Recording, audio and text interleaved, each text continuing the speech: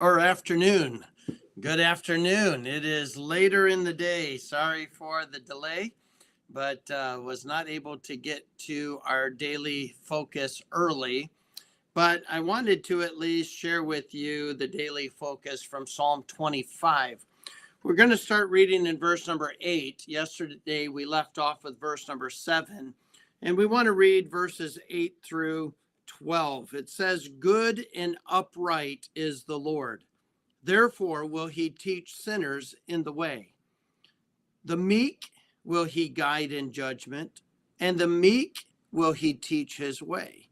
All the paths of the Lord are mercy and truth unto such as keep his covenant and his testimonies. For thy name's sake, O Lord, pardon my iniquity, for it is great.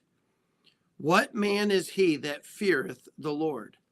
Him shall he teach in the way that he shall choose." I have entitled this one, Meekness and Respect. Have you ever asked yourself the question, why is it so hard for me to learn the lessons? Why is it that it takes me so long to understand God's plan and purposes? Why is it that these simple disciplines just don't get through my thick head? Why is it that I keep making the same mistakes over and over again? Why is it that I just don't learn?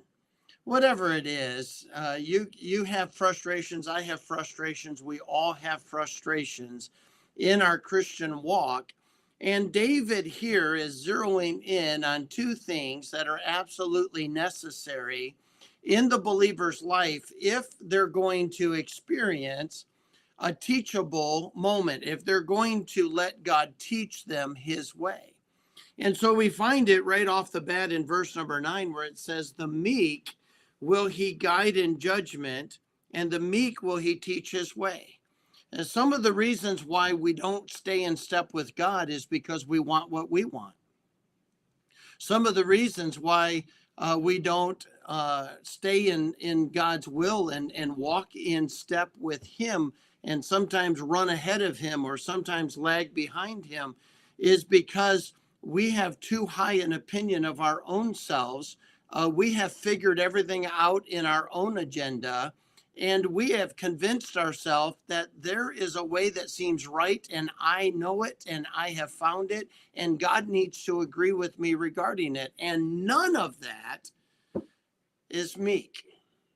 Meekness has been described as strength under control. In other words, just because I can do some things doesn't mean I should. And what I have to be able to do in meekness is realize that there is a right way to handle something and there is a wrong way to handle something. And just because I have the authority to do something, just because I have the ability to do something, and just because I think that it is right to do something, doesn't mean I should do that. And what I need at that moment is God to guide my decisions, for God to guide my judgments, what it is that I'm going to do in this situation.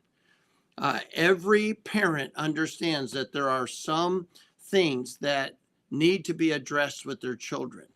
We sometimes talk about pick your battles, pick the arena of your battles, pick the timing of your battles. And all of those things are important aspects to parenting. It's really important parts of leadership. And they are rooted in meekness. In other words, knowing when I'm supposed to do what I'm supposed to do. And God promises to guide us in our decisions, but he only guides the meek. If you think you have life already figured out, then you don't think you need God. If you think that you've got this and you don't need to ask God, you don't need to walk with God, you're just going to handle it. There is a way that seems right unto a man, but the ends thereof are the ways of death. And we need to make sure that we realize that we will run ourselves straight to destruction if we are not bathing the decisions we need to make in prayer, if we're not walking in a constant attitude of prayer, if we are not being led by the Spirit of God and walking in the Spirit so that we don't fulfill the lust of our flesh, that's what meekness is all about.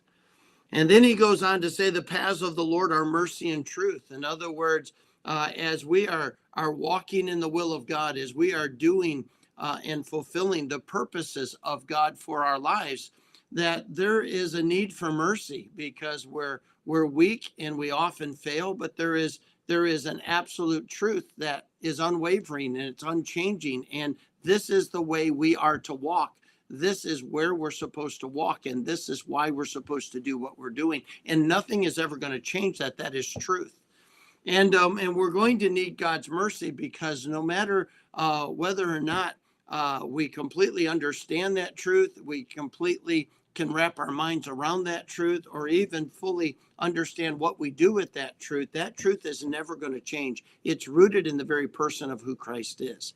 And so when we look at the rest of this, it says, what is man? What man is he that feareth the Lord? Him shall he teach in the way that he shall choose. In other words, there's this idea of respecting God, letting God be God, and understanding who I am. And I'm not God. I'll never be God. I'm not as smart as God. I'm not as powerful as God. I have so many weaknesses and so many frailties. I need God in who he is. And I need to recognize God for who he is and let him rule and be my authority in his rightful place, as I understand my place.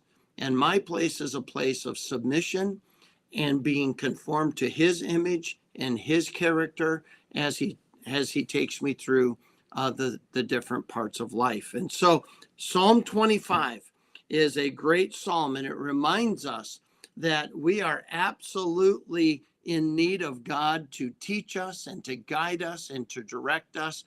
But if we're going to be teachable, if we're going to be taught, we have to exercise meekness and respect towards God, and an understanding of how that relates to others. May God bless you. I hope this is a help to you. I'll look forward to seeing you again tomorrow.